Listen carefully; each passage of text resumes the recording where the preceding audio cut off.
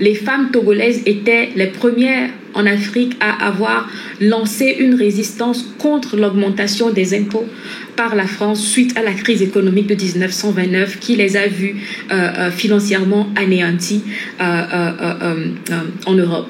Et la résistance des femmes togolaises qui a conduit même à la fuite du commandant de cercle a prouvé que les Togolais n'étaient pas des peuples dociles et nous n'avons jamais croisé les bras pour accepter notre domination par la France.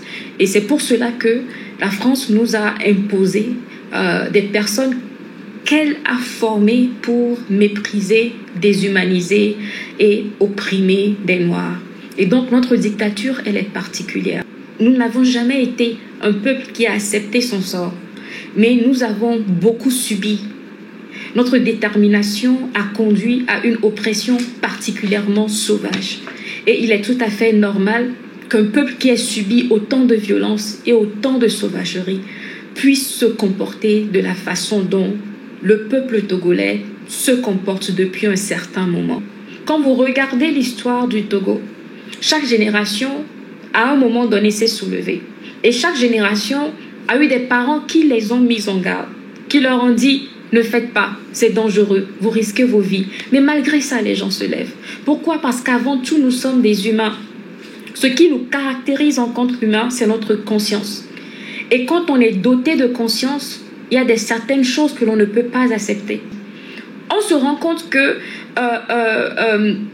être droit, on se rend compte que aider son prochain peut vous poser des problèmes.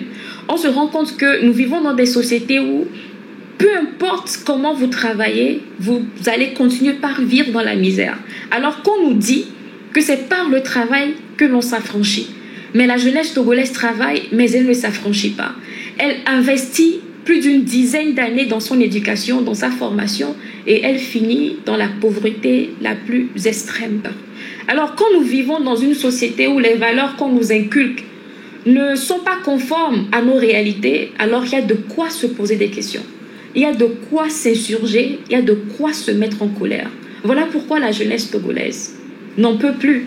On ne peut plus rien espérer de ce régime qui l'a déjà prouvé encore et encore et encore qu'il n'a rien de bon à offrir à cette nation.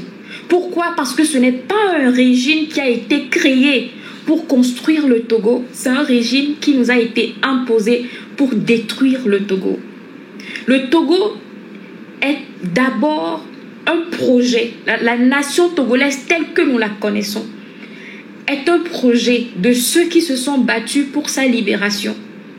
Et depuis que les colons ont confisqué ce projet par les valets qu'ils nous ont exposés, le Togo que nous avons aujourd'hui ne correspond pas au Togo dont a rêvé nos grands-parents qui ont lutté pour leurs indépendances, ne correspond pas au Togo de Sylvanus Olympio.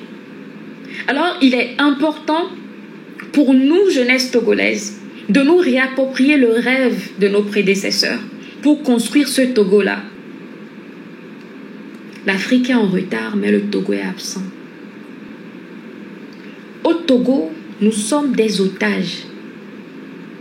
Nous sommes un peuple kidnappé. L'ensemble du peuple togolais est un peuple kidnappé.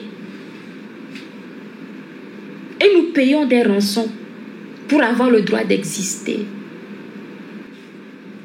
Dans ce pays, des musiciens, des artistes, des athlètes se sont mis dans les tricots du parti au pouvoir. Ce n'est plus un combat politique. C'est un combat de survie. En fait, il y a un propos qui me fait rire. C'est « Je suis un enfant de pauvre, je ne veux pas d'histoire. Alors vos affaires là, je ne veux pas m'en mêler. » C'est une contradiction quand même extrêmement ridicule.